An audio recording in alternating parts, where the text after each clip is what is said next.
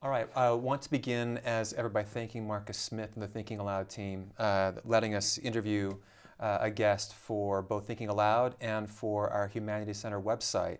Our guest today is Christopher Newfield, who's a professor of literature and American studies at the University of California at Santa Barbara.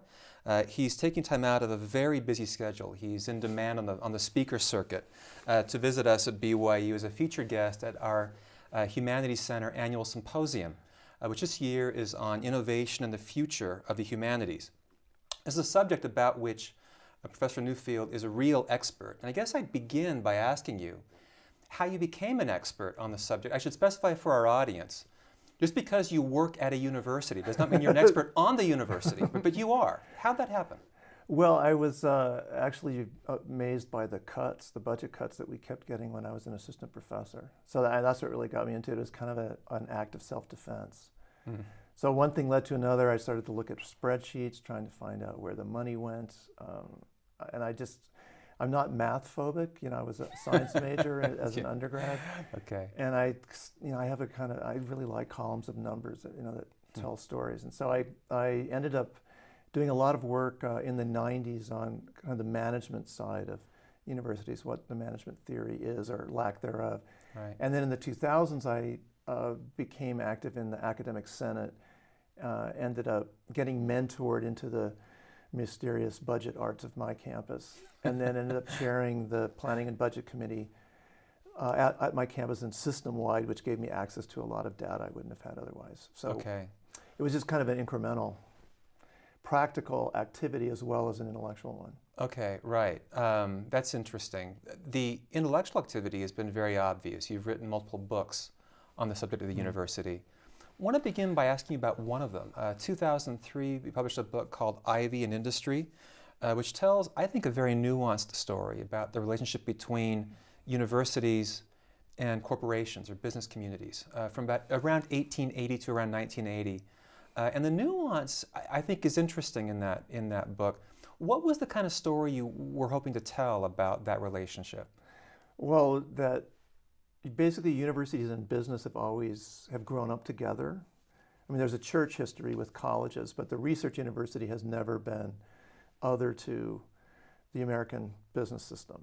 Right. So I partly wanted to defuse a kind of just a binary opposition understanding of that and get people to think more interactively about the transactions that happen every day. And there's a subset of that too, which is for people in the humanities.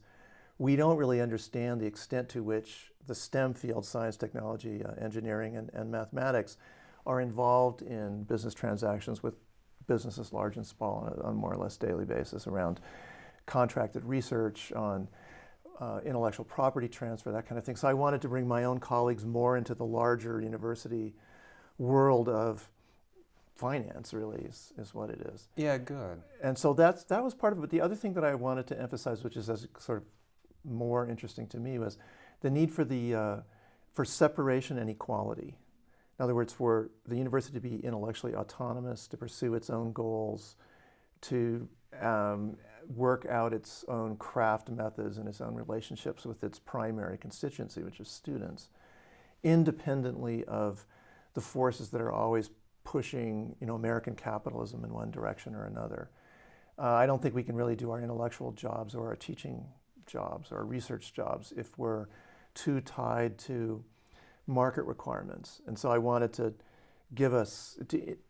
make us understand the substructure so that we could have more independence and sort of in the superstructure of the university itself. And then I also wanted to create a way of thinking about this historically so that everybody in the university could see where we'd been and use the lessons of the past to understand how we might collaboratively redesign universities that would work better in the future. Okay, yeah. And it's an interesting history. And you talk about the independence, the desired independence between, these different spheres, the university sphere and the business sphere, and of course there are intersections. There are some strange parallelisms in a way between these two. I'm thinking here about a point in the book where you describe what you call corporate humanism. Mm-hmm. And if I could just quote a bit from that book, you mentioned that idea was built around three claims. First, that people naturally prefer to do good work rather than sloppy or minimal work. Second, that managers should seek positive work experience as much as they seek production efficiency. And third, that positive work experience and production efficiency are increased by significant self-management by employees. Now, these claims concerning the pride in hard work and emphasis on positive experience and the privilege accorded to personal agencies sound like the kinds of ideals that humanities disciplines want to inculcate. What are some of the important differences, or are there any at that level? Well, the big difference is the bottom line requirement in business, so that you can't do human development, empowerment, and craft articulation or craft perfectionism in a business sense in the same way that you can do it in a university. You can't be as experimental. But other than that, I mean, it's a complicated situation. And I wrote this book, or it started that book anyway, in the 90s when I was working on management theory as partly for the university project, but partly because I'm an American studies person, and I was amazed that so few people in my field were interested in corporate culture as a centerpiece of American culture. I mean, it's one of the most business-focused cultures that I've ever visited, and so it seemed like it was kind of a gap in our academic coverage. So I began to read people like Tom Peters. There's a range of folks, and Tom Peters was the author of In Search of Excellence, which was a book that in the early 80s got Americans to think that actually maybe not everything was terrible about their business system. But what he emphasized there was empowerment and the value that essentially liberated employees, or what he called later on liberation management, would bring to an enterprise by freeing up the creativity that individual people would have if they weren't being essentially ordered around. And this was certainly my experience. It's experience of myself, of my students, of my friends. The really creative moments are ones that are unplanned, that are unmanaged. So my interest is, well, how can you have organization that's coherent without the kind of top-down management that squashes creativity? And what I found was that many people in the business world were, unbeknownst to me as a literary critic, also very interested in this. So I learned the history of it. I learned about theory X and theory Y coming out of the 1960s, Douglas McGregor's classic. And all of the empirical studies that show that theory X, which is control, is less effective in terms of producing economic outputs, to say nothing of cultural and human ones, less effective than theory Y, which is about this more bottom-up, more egalitarian, what you might even say more democratic form of organization. Okay. So oddly enough, companies are pretty top-down. I mean, Americans think that we are passionate advocates of democratic organization. You would not know that by looking at our corporations. They're not. They're the opposite of democracies. Universities are actually closer to businesses than I would like, and that I think is optimal. That we have separation between students, faculty, staff who are themselves separated. That administration, communication is not good. A lot of what's happening on the bottom is not being transmitted up. So I guess the thing I liked about management theory is that the best ideas that came out of business would actually have improved university management were we ever to implement them. See, that's such a great point. And for a lot of, I think, humanities academics, it's almost a counterintuitive one. Yeah. Because the assumption is that we're becoming far more governed by managerial constraints, managerial ideas, right? That excellence is a word that has an increasingly insidious meaning inside of the humanities. But you point out that actually if the picture is more nuanced than that, a bit subtler. Well, I think it's unnuanced on the other side, which is that so much of management now is around numbers and finance. So much of what I did in the Senate was to try to get my colleagues to have confidence in the idea that we could have academic programs driving the budget rather than the other way around. First, let's figure out what we're trying to do, then let's figure out how to pay for it. And don't assume from the beginning that we can't really pay for it. You and I were talking about Jerry Brown at lunch. State government is now completely about, here's the deficit, this is a given, this is really like the 10 Commandments. It's that unchangeable. Yeah. And so we just have to cut and trim and downsize and squash everything, including our own imaginations, in order to fit into that. And my fear is that many university administrators are either intimidated by or impressed by, or both, the financial management side that was recessive or was on the defensive in the 90s, but which in the aughts, or whatever we're calling that decade, it became much more dominant. Okay, this actually is a good segue to the book you wrote, published after Ivy and Industry, 2008's book, Unmaking the Public University. If that first book really was looking to tell a kind of a subtle story about a relationship between universities and things outside of them, that second book tells it's a grimmer story about what happened to higher education, really in the 1990s, aughts, etc. And you talk about the sort of the culture wars and culture warriors. Yeah. What were you getting at with those categories? What are they?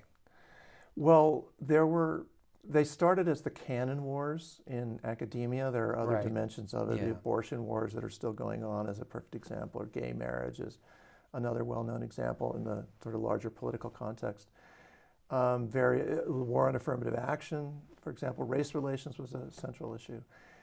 In academia, what we thought were a lot of sort of proxies for these larger struggles that were going on in the wider society about the direction that American life should take, who should be running it, what are, the thing that I really focused on, what are all these people coming out of universities going to do? What positions are they going to take?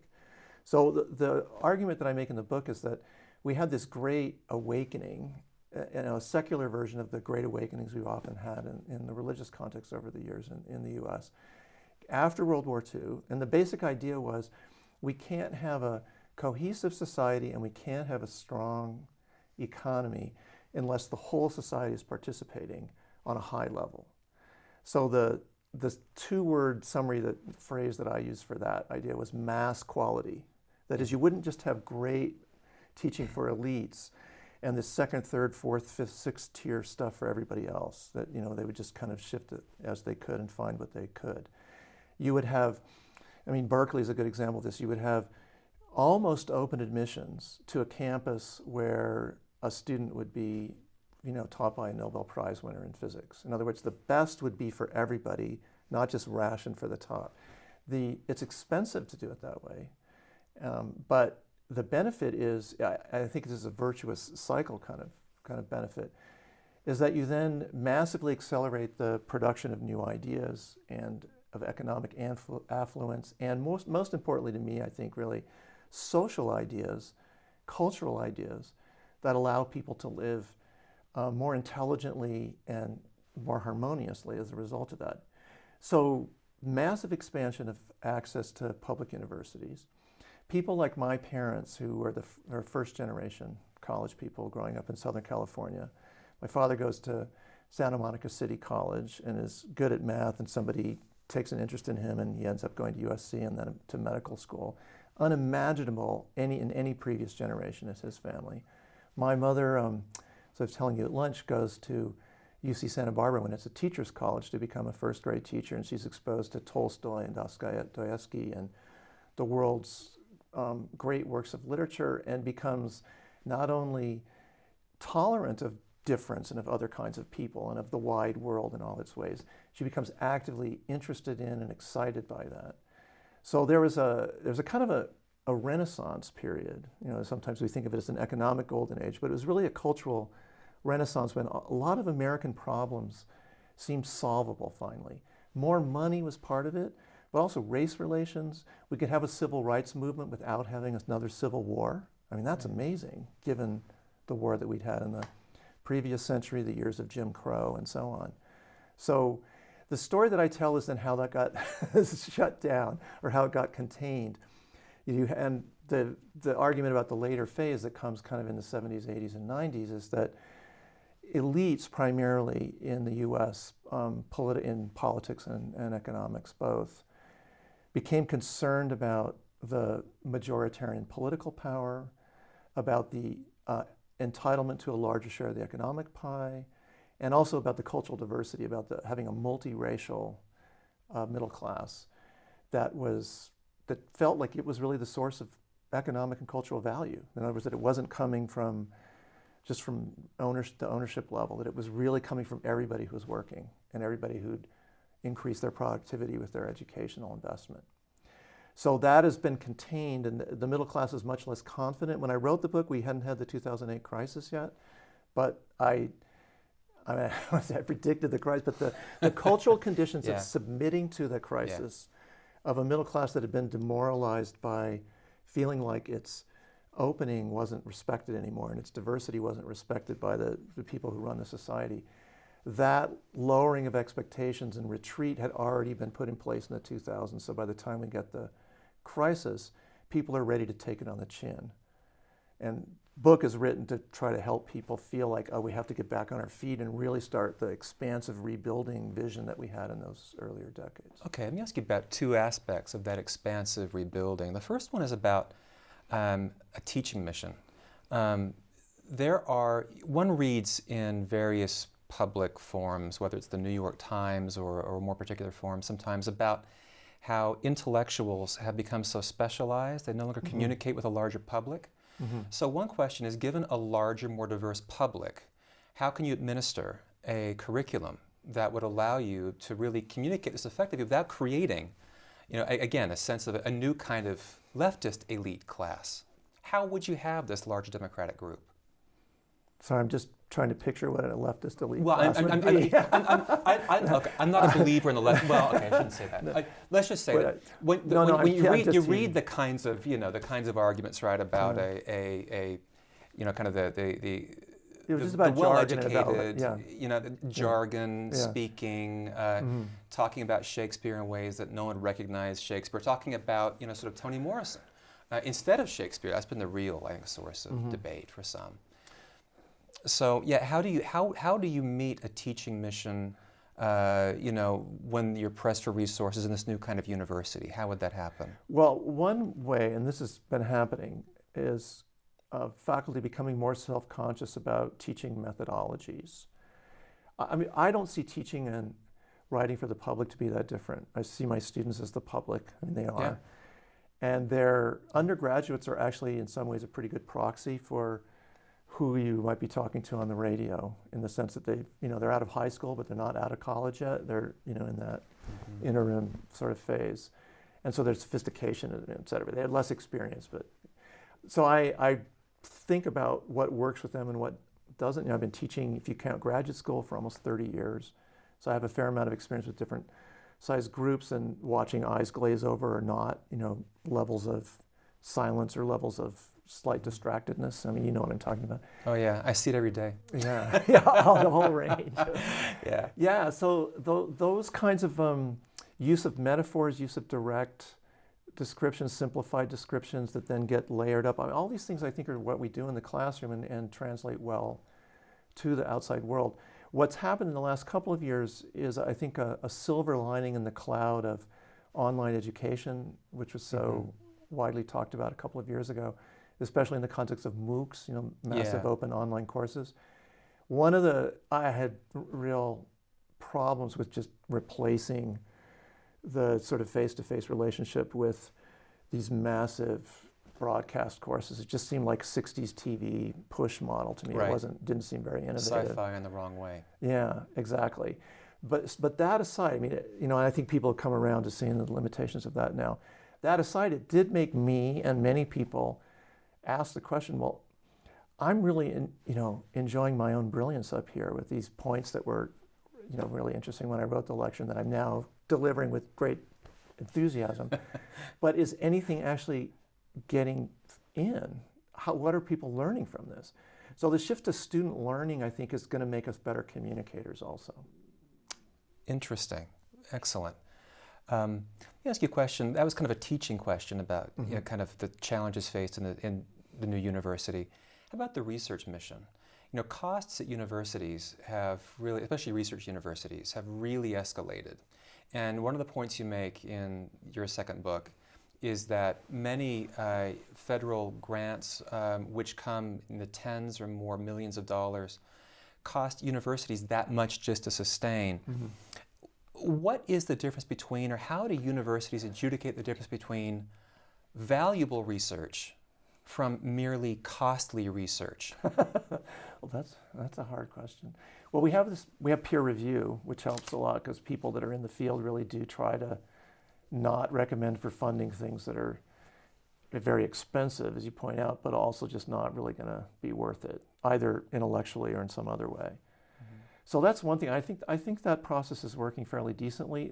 What is not working is something that you said quickly, which is something I don't think most people know, and that is that scientific research loses money. Right. The extramural funds that you're so proud of winning, and it's extremely hard to get these, so we should be proud of the faculty and the staff that actually do get these, then come with indirect costs that the federal government and no state government that I know ever actually pays all of. Right. So the national average is, if for every dollar that you bring in extramural money, you have to use about 20 cents of your own, BYU money or whatever university it is, to add into the pot. So the solution there is to have transparency about this, because it's been really concealed for decades. And then secondly, find a public funding solution that will help universities support important research without going broke. Yes, right. That's a very good suggestion.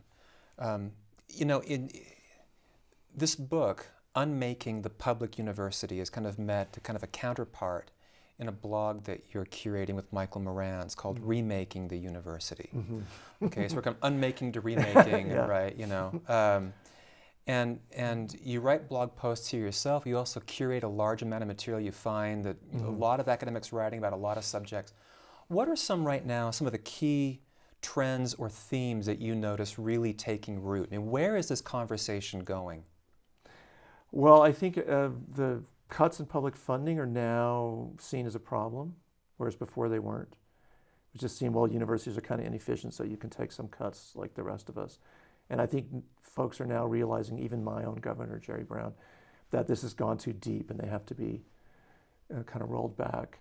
A second major issue is the one we already talked about, is student learning.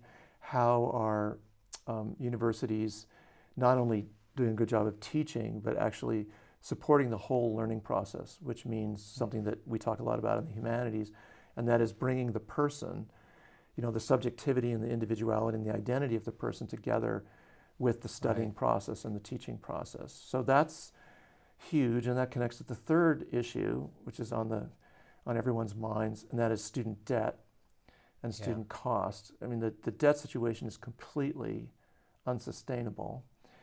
The passing on of this debt from an older, wealthier generation to a poorer, younger one, I think, is immoral.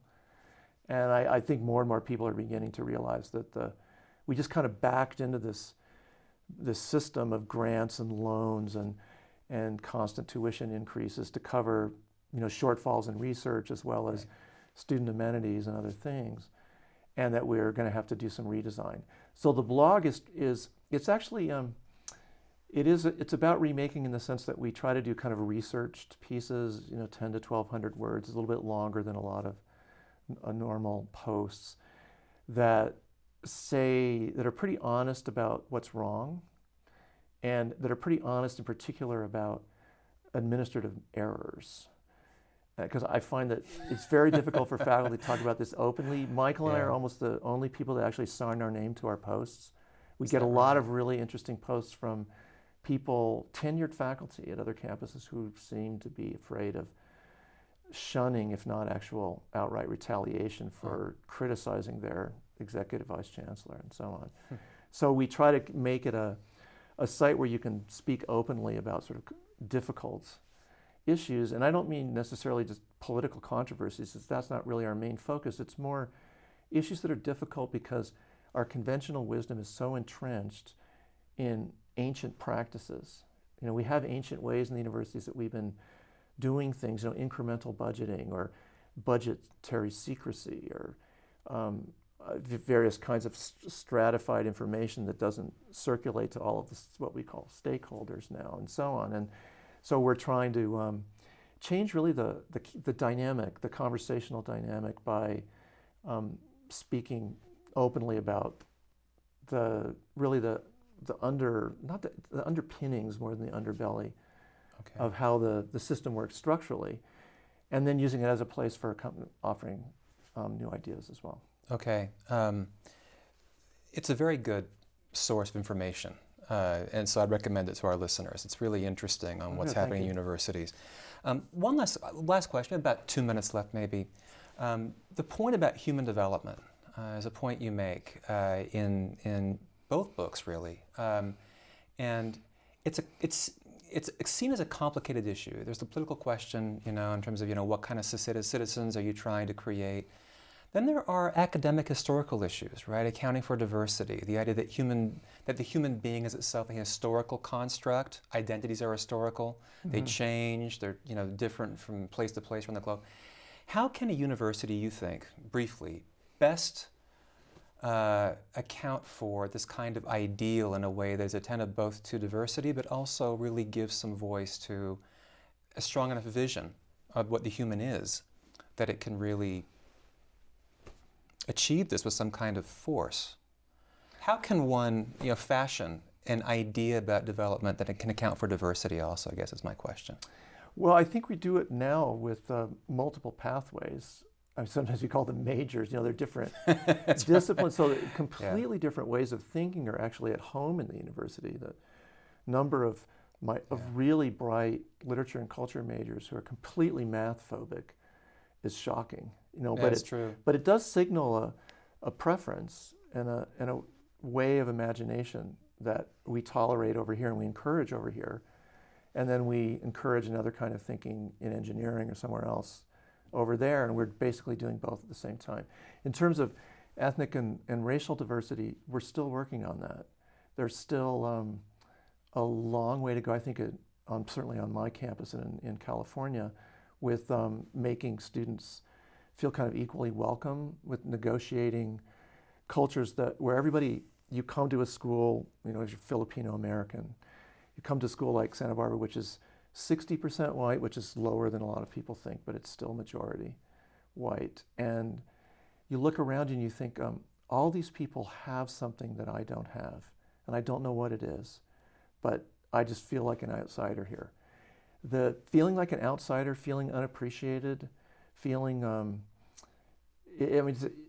just feeling like you're not central to what is going on impairs performance enormously and prevents society, just from the society's selfish point of view, from optimizing all of the amazing talent that we have. So I think student services are actually a big part of that. More and more sort of awareness on the part of the student majority about how their completely unconscious and non-malicious behavior, because it's very rarely actually just racist, affects folks that don't come from what they perceive to be from the inside of the dominant culture.